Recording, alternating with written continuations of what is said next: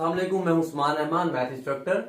आज के लेक्चर के अंदर 1.3 के अंदर हम लेक्चर नंबर 9 के अंदर हम क्वेश्चन नंबर 8 का part number 3 and part number 5 को स्टडी करेंगे, जिसके अंदर हम सिमेट्रिक मैट्रिक्स की एक्सप्रेशंस को और उसकी वेरिफिकेशंस को पढ़ेंगे। क्वेश्चन नंबर 8 मैट्रिक्स ए दिया गया है, मैट्रिक्स बी दिया गया है। जो क्वेश्चन नंबर 8 का पार्ट नंबर 3 है उसके अंदर कहा गया कि a प्लस ए का ट्रांसपोज सिमेट्रिक।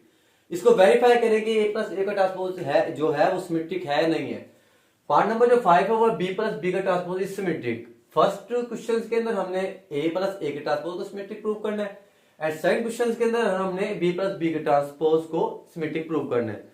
तो आपको उस क्वेश्चन को सॉल्व करने से पहले आपको सिमेट्रिक मैट्रिक्स की डिफाइन का पता होना जरूरी है, जो कि हम प्रीवियस लेक्चर और उससे पहले वाले लेक्चर्स के अंदर भी स्टडी कर चुके हैं कि सिमेट्रिक मैट्रिक्स कौन से मैट्रिक्स होते हैं। सिमेट्रिक मैट्रिक्स ऐसे मैट्रिक्स होते हैं कि जो दिए गए मैट्रिक्स का ट्रांसपोज देने के बावजूद भी उनका जो आंसर आइडेंटिटीज है वो प्रीवियस इसका मैट्रिक्स का ट्रांसपोज है उसी मैट्रिक्स के बराबर होना चाहिए। एज लाइक आपके पास मैट्रिक्स है a प्लस ए का ट्रांसपोज, ये एक मैट्रिक्स के तौर पर उसने कहा है कि ये जो मैट्रिक्स है ये सिमेट्रिक है। ये सिमेट्रिक कब बनेगा, ये इसको मैं लेट कर लेता हूं x के, किसके, x के। तो ये इक्वेशन क्या बन जाएगी, आपको समझाने के लिए पोस्ट यूज कर रहा हूं। इक्वेशन बन जाएगी x इज सिमेट्रिक। क्या, x इज सिमेट्रिक। मैट्रिक्स जो x है वो क्या सिमेट्रिक है। मैट्रिक्स x सिमेट्रिक कब होगा, जब अगर मैं x का ट्रांसपोज लूं तो किसके बराबर है, x के बराबर है। क्लियर। मैट्रिक्स x कब सिमेट्रिक होगा, जब अगर मैं उसका ट्रांसपोज लूं तो वो किसके बराबर है, x के बराबर है। इस लॉजिक को यूज करते हुए तो क्या लिख सकता हूं मैं, x जो है हमने किसके को लेट किया, a प्लस ए के ट्रांसपोज के, कि a प्लस ए का ट्रांसपोज बराबर होना चाहिए किसके, a प्लस ए के ट्रांसपोज के। ये क्या है, सिमेट्रिक मैट्रिक्स की डेफिनेशंस को कंप्लीट कर रहे हैं। क्लियर। इसके बाद हम क्वेश्चन की तरफ चलते हैं। क्वेश्चन क्या है, कब सिमेट्रिक होगा हमारे पास, जब a प्लस ए का ट्रांसपोज बराबर होगा a प्लस ए के ट्रांसपोज के, by definition of symmetric matrix. इस क्वेश्चन के तौर पे सॉल्व करते हैं। ये हमारे पास है पड़ा, उसके बाद सेकंड हमने क्या मालूम करना है, ए का ट्रांसपोज। तो ए का ट्रांसपोज निकालते हैं। पहले ए की वैल्यू लिखता हूं 1 2 0 1, फिर मैं क्या निकालता हूं, ए का ट्रांसपोज। क्लियर। ए का ट्रांसपोज कैसे निकालूंगा मैं, रो को कॉलम के तौर पे क्या कर दूंगा, डिफाइन कर दूंगा। रो है इसको कॉलम के तौर पे लिख दिया, ये भी रो है इसको भी मैंने कॉलम के तौर पे लिख दिया। क्लियर। रो कॉलम में लिख दिया, ये ट्रांसपोज आ गया। उसके बाद हमने क्या करना है कि ए और ए ट्रांसपोज को ऐड करवाना है। ऐड करवाता हूं जी, ए प्लस ए का ट्रांसपोज। ए की वैल्यू क्या थी हमारे पास, ये ए की वैल्यू दी गई है, लिख ले 1 2 0 1, एडिशन की सैंपल। उसके बाद ए ट्रांसपोज की वैल्यू हमारे पास क्या है, 1 0 2 1।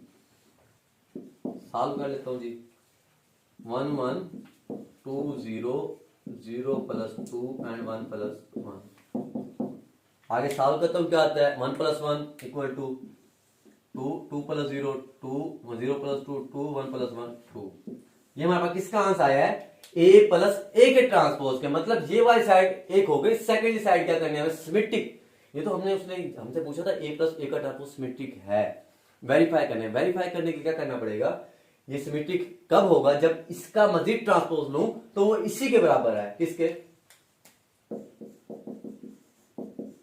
नीचे लिख सकता हूं a प्लस ए का transpose is symmetric. a plus A का ट्रांसपोज सिमेट्रिक कब symmetric, if a plus A transpose का ट्रांसपोज बराबर होता है a प्लस ए के ट्रांसपोज के। क्लियर। प्रूव करने के साथ क्या लूंगा मैं, अगेन ट्रांसपोज लूंगा, किसका, a प्लस ए के ट्रांसपोज का, a प्लस ए का ट्रांसपोज। इसको मैं इक्वेशन नंबर 1 का नाम दे लेता हूं समझने के लिए। ट्रांसपोज दे रहा हूं, रो है, इसको ये रो है, इसको मैं कॉलम के तौर पे लिख रहा हूं। ये भी रो है, इसको मैं कॉलम के तौर पे लिख रहा हूं।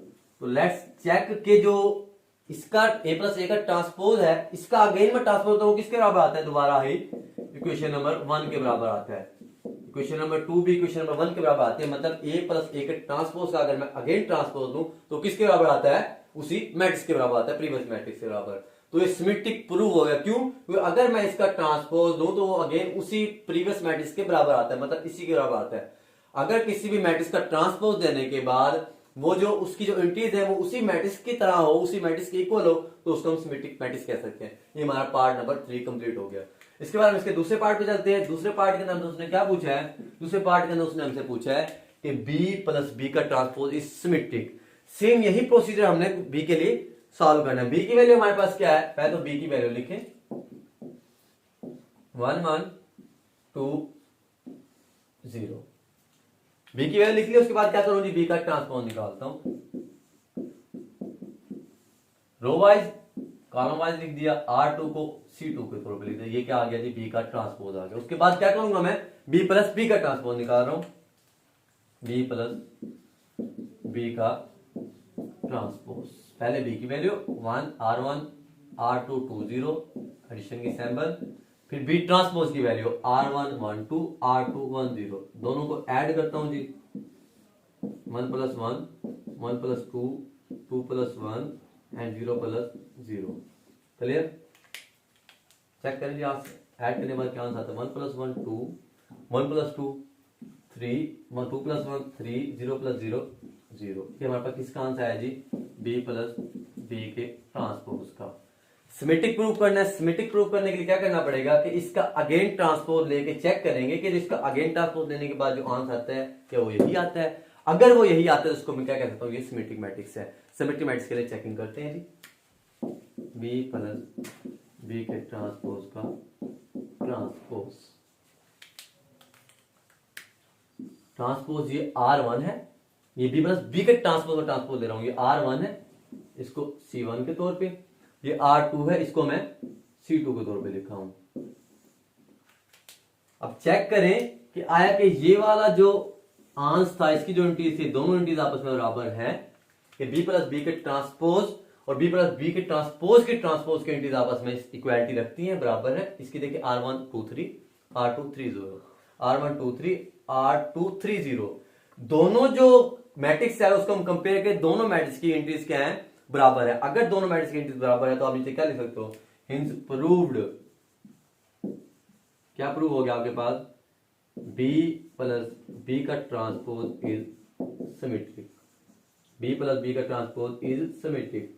बी प्लस बी का ट्रांसपोज और ए प्लस ए का ट्रांसपोज सिमेट्रिक क्यों हुआ हमारे पास? आप बोर्ड पे देखें अच्छी तरह कि बी प्लस बी का transpose symmetric, A plus A का ट्रांसपोज सिमेट्रिक। क्यों सिमेट्रिक हुआ? क्योंकि ये हमारे पास एक मैट्रिक्स था, ये कंप्लीट मैट्रिक्स था। इस कंप्लीट मैट्रिक्स का जब हमने ट्रांसपोज लिया तो जो ट्रांसपोज की एंट्रीज आए वो इसी मैट्रिक्स के इक्वल आए। अगर किसी भी मैट्रिक्स का ट्रांसपोज लेने के बाद उसका जो आंसर है वो उसी मैट्रिक्स की एंट्रीज के बराबर आया, वही एंट्रीज हो, सेम टू सेम, कोई भी उसमें रद्दो बदल ना हो, ना ही सैंपल के हवाले से और ना ही उनकी प्लेस के हवाले से, ना ही सैंपल के हवाले से कोई उसमें तब्दीली हो या ना ही उसके अंदर उसकी जगह के हवाले से तब्दीली हो, तो इस वाले मैट्रिक्स को सिमेट्रिक मैट्रिक्स बोलते हैं। आज के इस लेक्चर के अंदर हमने सिमेट्रिक मैट्रिक्स को डिफाइन किया। सिमेट्रिक मैट्रिक्स से रिलेटेड 2 क्वेश्चंस को सॉल्व किया जो कि एनुअल इंपॉर्टेंट, एनुअल उसके लिए एग्जाम के लिए, चाहे वो पंजाब बोर्ड है चाहे फेडरल बोर्ड, दोनों के लिए एक जैसे इक्वल है और इंपॉर्टेंट है। नेक्स्ट लेक्चर के अंदर हम स्क्यू सिमेट्रिक मैट्रिक्स को डिफाइन करेंगे और नेक्स्ट ही लेक्चर में इंशाल्लाह हमारी 1.3 कंप्लीट हो जाएगी। इन क्वेश्चंस के हवाले से या पीछे वाले 1.3 के किसी भी लेक्चर के हवाले से आपको कोई क्वेश्चन या कोई मिसअंडरस्टैंडिंग हो तो आप नीचे कमेंट बॉक्स में पूछ सकते हैं और हमारे दिए गए व्हाट्सएप नंबर पे हमें कॉन्टैक्ट भी कर सकते हैं। जज़ाकल्लाह।